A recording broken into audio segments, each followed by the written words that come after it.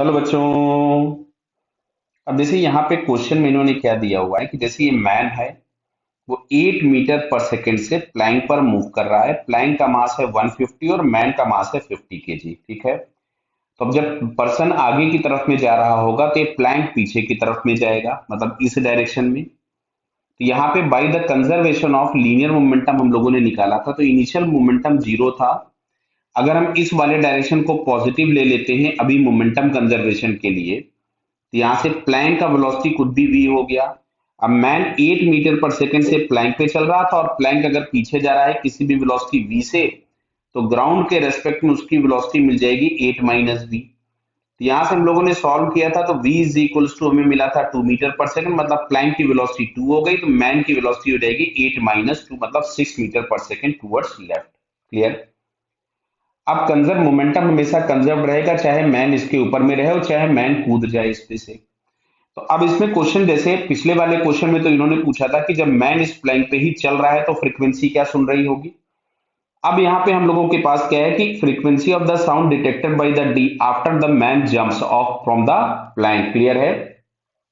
बाकी सारी कहानी इन्होंने लिख रखी है कि क्या चीज कैसे दिया गया है। क्लियर है। तो अब देखिए यहाँ पे हम लोगों के पास क्या दिखेगा कि जैसे ये प्लैंक से कूद गया और उन्होंने बोला हुआ है कि अब वो सरफेस पर स्लाइड करते हुए जाता है मैन। क्लियर है। जंप्स ऑफ, क्लियर है, ये जैसे लिखा हुआ है ना, man jumps off with the same velocity with respect to ground and slides on the smooth horizontal surface. मतलब ये जो मैन है अब वो कंटिन्यूअसली इस डायरेक्शन में जा रहा होगा 6 मीटर पर सेकंड से स्लाइड करते हुए, और जो प्लैंक है वो आगे की तरफ में जा रहा होगा इधर की तरफ में 2 मीटर पर सेकंड से। क्लियर। और डिटेक्टर इसी प्लैंक पे लगा हुआ है। तो अब ये डिटेक्टर बोले तो हमारे पास हो गया क्या, ऑब्जर्वर, और ये हम लोगों के पास सोर्स था मैन।